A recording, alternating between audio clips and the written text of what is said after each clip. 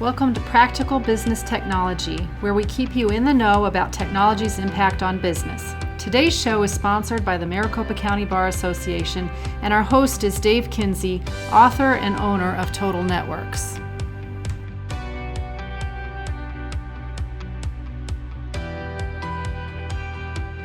Hi, I'm Stephanie. And I'm Dave. And today we're talking about Google My Business. So for the listeners who may not know, can you explain what is Google My Business? It is Google's official listing for your business. So things like your address and phone number and what your business does are included there, that and a lot more. And since Google's not the only search engine out there, like there's some people that use Bing, Microsoft search engine, there is Bing Places for Business, is the equivalent of that. But obviously Google is the search engine people are most concerned about with. And so when you look at your listing for your business, it's arguably, certainly for businesses where people are going to try to go to your business, it's probably the most important record about your business, probably second to your website. So basically your website and Google My Business work together to sort of tell Google, hey, this is who you are on the internet. So is that what is used with the search? Like if I were to search for a company name, what happens if they don't have Google My Business set up? Well, if you don't have it set up, Google has probably figured it out and set it up for you. But it's possible that it hasn't. Like say, especially say if you're a new business that's just starting out, Google may have no idea who you are. And so you could need to register it from scratch. More often, it's already there and you need to make sure that you own that record. There's a process by which you can claim it. But you can actually set up a new record and tell Google, hey, I'm here, if it doesn't exist at all. So how do you know if it exists or not? Like if say Google yourself. Google yourself? Okay. Don't you Google yourself, right? So say I have a new company called ABC Company, and I Google ABC Company and I don't see anything.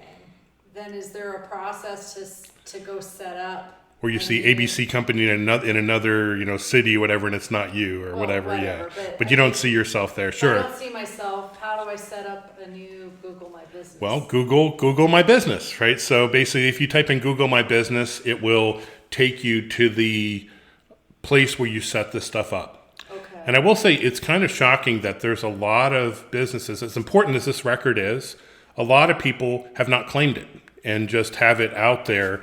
And that's a big mistake. If you care about your business and you care about being found on Google, especially if you care about things like reviews, because reviews for your business is also managed through Google My Business. A lot more, but that's one of the many things. Okay, so I want to just go back to the claiming and setting it up in the beginning. So if I Google My Business, yes, it'll give me a link for setting up my Google My Business. Yes, you'll need to make sure you're logged in. Will it ask me so you have to log in, so I need to have a Google account? Correct. Okay. So if you don't have a Google account, will it prompt me? Yeah, so you'll either, which is actually a good question, because this is a property, right, that's on the internet. It's kind of like putting your flag out there, right? And so this is an important property. Google owns this record. It's a Google record, but you can basically claim that registration with Google. And so for Google to be able to do that, you have to be able to log in. It has to know who you are. And so the best way to manage that, you may have a Gmail account and that's fine. You may create like a Gmail account for your business, like a brand account. ABC Company at gmail.com is a common way to do that. It's also a lot of people will do it more informally, just with their with their personal Gmail, and it's not that big of a deal because you can transfer who has ownership and not. There's permissions. Oh, okay. So if you have 3 employees that you want to be able to have access to the Google My Business listing, there's a way for you to tell Google, I want to share permissions with these 2 other users? Correct. Okay. Or you could create a like you said, abccompany@gmail.com, that might be a generic one that people could use Yeah. as another option. And so then is there a process where they make sure that someone else isn't stealing your listing or fraudulently manipulating your listing? Yes, they do. So say if you have not claimed your business, there's a process you'll go through, and they will either there's a process where there's a phone number that's associated with your business. It can call, and you can say, enter in a code and say, yes, this is me, and sort of prove that. There's also, if to say there's not a phone number that's associated with it, or the phone number cannot reliably route to the person trying to register this to put in that code, you'll request a postcard that they'll send you through the mail, and you can get it that way. But so yeah, there's definitely, Google does a lot to try to make sure that the information on there is valid, that you are who you say you are, things like that. There's a fair amount of quality control that goes into that. Okay, so and you mentioned reviews. So when I go to a restaurant and I do a 4-star, 5-star review or whatever rating, You're not going to give them a 1-star, right? Not usually. Does that go on the Google My Business listing, the reviews? Correct. Yes, it does. It does. It goes there. Okay. So does that influence the searching? Like, if someone has a lot of good reviews or a lot of bad reviews or no reviews, do you know if that impacts how Google displays your business if I were to search for the name? Yeah, Google doesn't publish the rules, it doesn't, and the rules change, the algorithms, but it's generally understood that, everything about Google is crazy complicated, right? To make all this stuff seem like it just works by magic to find things. Magical. It is, but there's, however many millions or billions of lines of code that makes all that happen. It's my understanding, I have some belief that I understand how the search engines sort of work, and how having ratings and having comments on there does seem to influence your being found. And certainly when you are found, if you have a whole lot of 5-star reviews, you're more likely, say, to go to that restaurant than the one that is like a 1.1 star review talking about how they had food poisoning and stuff like that. You're going to avoid that restaurant, right? So yes. Yeah, but even being found, there is evidence that that the more reviews and more comments definitely help you be found. So do you have any tips on how to manage your reviews? Respond to them. So basically, right. How do you run a great business? Right? You do, it's a million little things. So you want to do a great job taking care of your customer, taking care of your clients, all that stuff. You want to make sure you got a good website and you're doing everything right. But then you may mess up, right? We're all human, and your businesses are run by people. And so you may have, or say you did everything right and somebody was just mad. They didn't like the color of your wall. Yeah, or say we're talking here about legal services, right? Because we're this podcast is sponsored by the Maricopa Bar Association, and so people are generally, when they go to see lawyers, they're often unhappy, and when the results that come out for whatever that the legal services they did, they're probably still unhappy. Sometimes. So they might leave a review that's not really technically about your service, but they're just upset with the outcome. Yeah, but people then, and it could be legitimate, right? So once again, but I think the most important thing is to you should respond to them. Now, once again, actually on the legal side of things, there are certainly ethical considerations regarding as simple as ethics rule 1.6, confidentiality. You cannot volunteer information about a client. Even if somebody says something good, you really want to be very careful about. Definitely don't put anything that. You just want to be very simple about your answers. But if there's something where you say somebody was unhappy with, say, legal services, and it would be very reasonable to respond to that. I'm sorry that you feel that way. If you have any issues or concerns, please feel free to contact our office, something like that. You should figure out what it is you want to have. And then when somebody says, great, we really appreciate the services you delivered, respond to that too. So really, you should respond to every review. Number one, it shows people that you care, that you're paying attention to this. And Google cares about things like that, I believe, also in being found, that you're actually managing things like this. Mm-hmm. Well, and because you can't get rid of a bad review, right?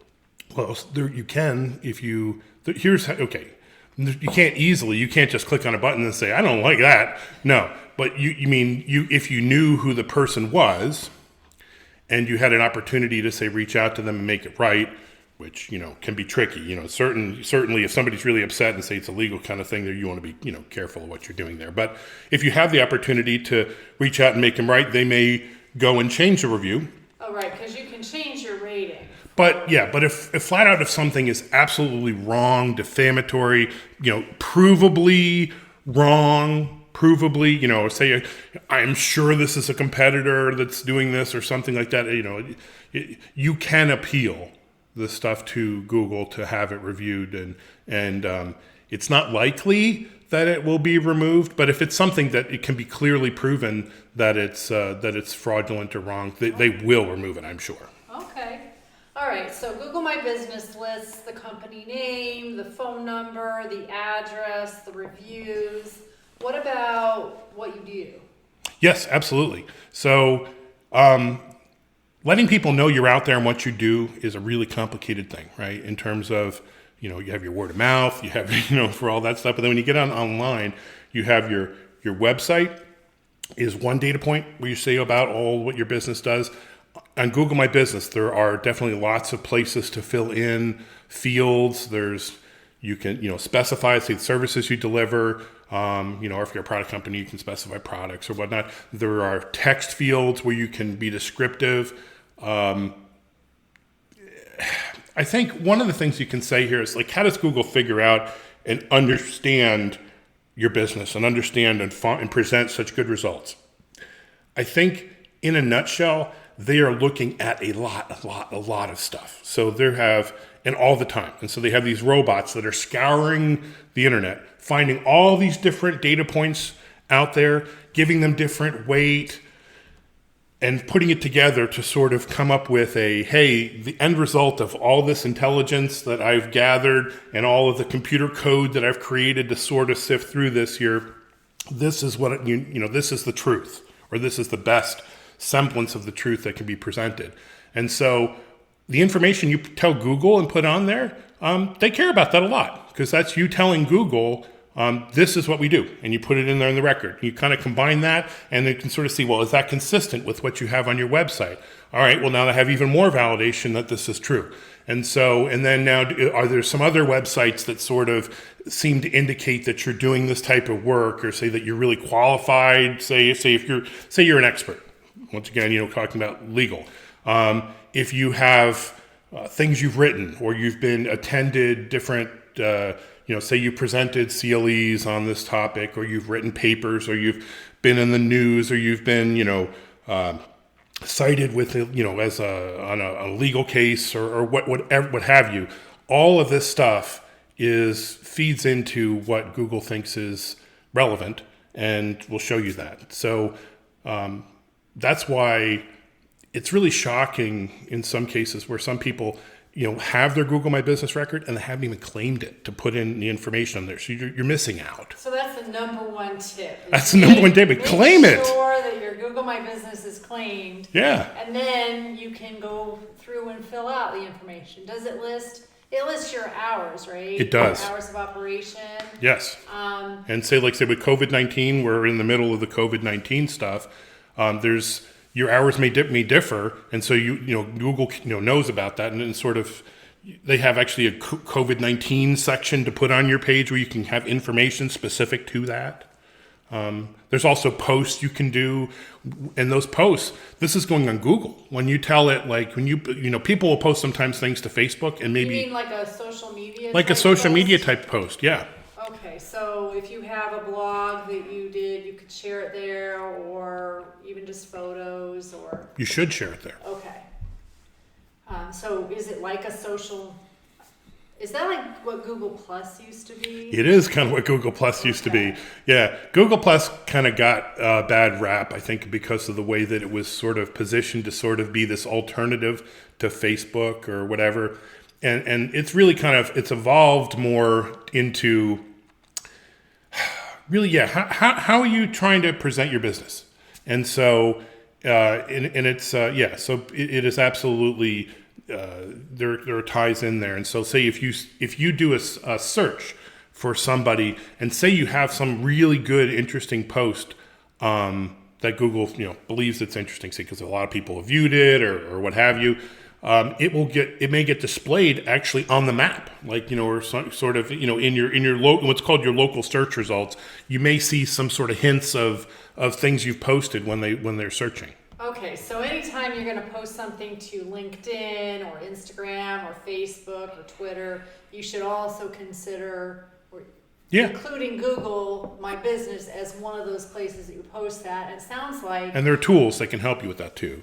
Okay, and it sounds like from searches that it might actually show up differently or better depending on the situation if you did it to Google versus some of the other search engines. I mean, obviously Google cares about what you put on the Google properties quite a bit. Right. So, and they do a lot of quality control.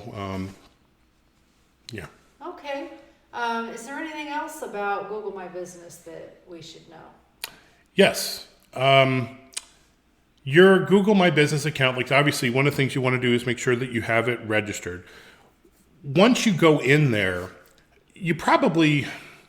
one of the things I think that really makes sense if you care about being found, and people lots of times really should care about being found. There are certain things you sort of want to chip away at and spend a little bit of time on a regular basis. Just block out, maybe if you can only block out 15 minutes a month, or a half hour a month, or whatever, or, a week, or some sort of thing there where you're basically kind of looking at it. I would really make sure, because Google My Business is so powerful, pay some time and take a look at it and look at all the features and all the functions that are out there. And they change over time as well. And so, with the COVID-19, they came out with a new feature about posting information about COVID-19. Okay, well, and they also actually stopped accepting reviews, I believe, because once again they have quality control. At least for some period of time, they it looks like they stopped. Well, I think there are people that review the reviews. There must be not just robots. There's robots and people combined. Yeah. If it was just robots, I think that the reviews would probably still be posted. But yeah, I noticed that for our business, we hadn't gotten any Google reviews in a little while, and as I researched, I found out that's because Google's not publishing reviews right now. Because they're so busy trying to do quality control on COVID-19 stuff to see, hey, is this business open? Because the last thing they want to do is, once again, Google's about trying to present things that are relevant and correct. And so if somebody Googles, say, that they can go to some restaurant or office, lawyer office or whatever, and it says it's open and they're not, that's bad. So they're trying to do quality control, trying to figure out also all this stuff.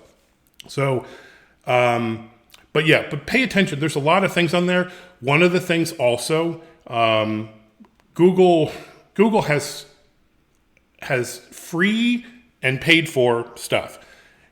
The Google My Business can be a gateway to sort of dabbling in where you pay them as well, where you have your ads. They have the thing called Google Ads Express, which you get to from within Google My Business.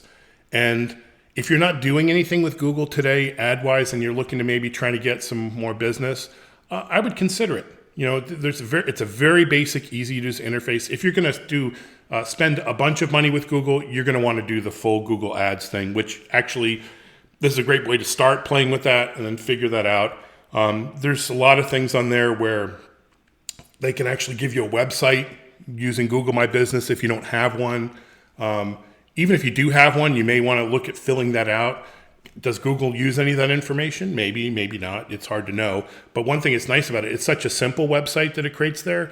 It really helps you hone your message because it's like a single page thing. And you really think of, well, what's important? And kind of how would I present what's important to me? Which when you look at being found, when you look at marketing, it's about your message, right? It's about the clarity of saying to the world, this is what I do.